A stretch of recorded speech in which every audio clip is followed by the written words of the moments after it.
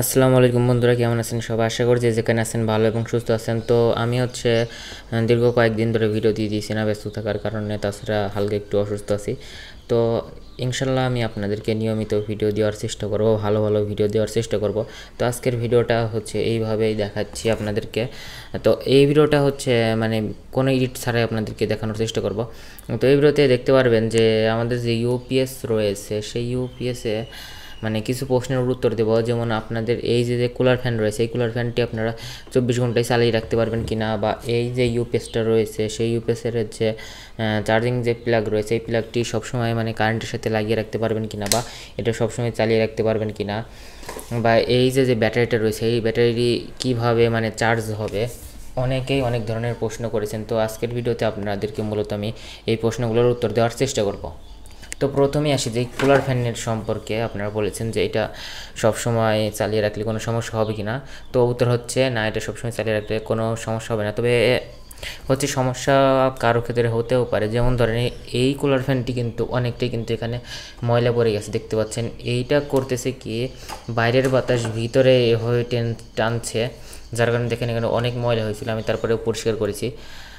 দেখা যাবে যে এই কুলার ফ্যানের মধ্যে অনেক সময় ময়লা পড়তে পারে, ময়লা পড়ে কুলার ফ্যানটি কিন্তু নষ্ট হয়ে যেতে পারে। যার কারণে এখানে যে আমাদের যে ট্রান্সফরমারটি রয়েছে, সেই ট্রান্সফরমার এবং মোসপেক্টগুলো গরম হয়ে নষ্ট হয়ে যেতে পারে।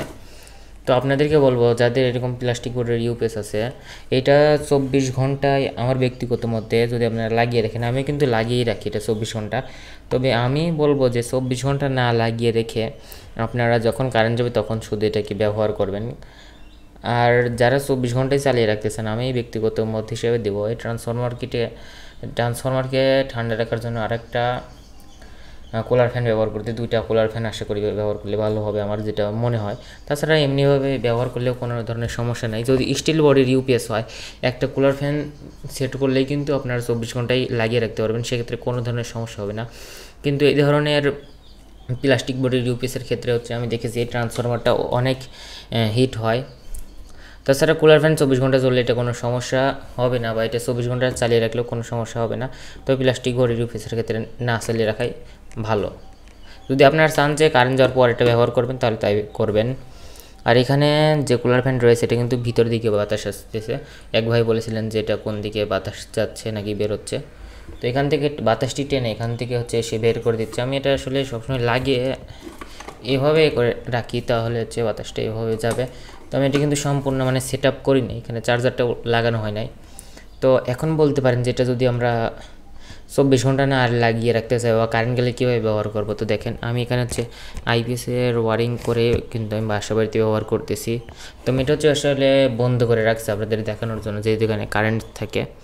ওই যে প্লাগটি দেখতে পাচ্ছেন, এটা যখন আপনারা এটা ব্যবহার করবেন না, তখন এই প্লাগটি এই কারেন্টে দিয়ে রাখবেন। আর যখন ব্যবহার করবেন, তখন ওই প্লাগটি খুলে এই প্লাগ লাগিয়ে দিবেন, এটার যে চার্জিংয়ের যে প্লাগ রয়েছে সেটা লাগাবেন, এবং ওই প্লাগটি খুলে এখানে লাগিয়ে দিবেন। তারপর সুইচটিকে অন করবেন, তাহলে কিন্তু কারেন্ট যাওয়ার পর ব্যবহার করতে পারবেন। এবং খোলার সময় এই প্লাগগুলি খোলার সময় কারেন্ট আসার পর তখন এইটাকে প্রথমে বন্ধ করবেন ইউপিএসটাকে, তারপরে এখান থেকে এটাকে টান দিবেন এই প্লাগটিকে, তারপরে এই প্লাগটি খুলে ফেলে ওখানে এইভাবে লাগিয়ে দিবেন।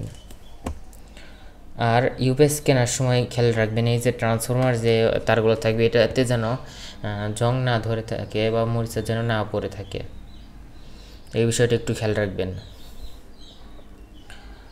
তো আর ব্যাটারি কীভাবে চার্জ দেবেন সেই উত্তরটাও আপনাদেরকে দিয়ে দেই।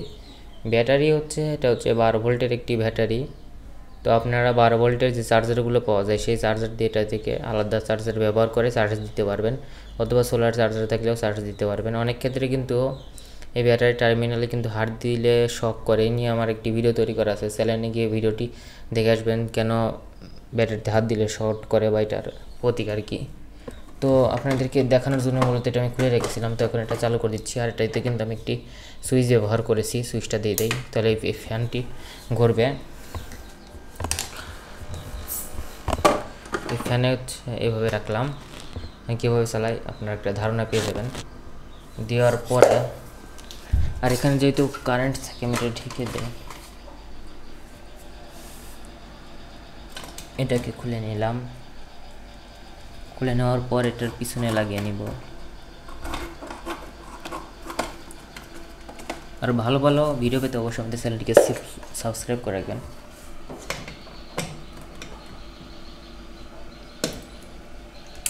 ওকে, দেখেন এখানে কিন্তু রিলের একটি শব্দ হলো, আমরা এখন সুইচটি দিয়ে দিব। তো আমাদের কিন্তু আউটপুটে কিন্তু লাইন যাচ্ছে এখান থেকে।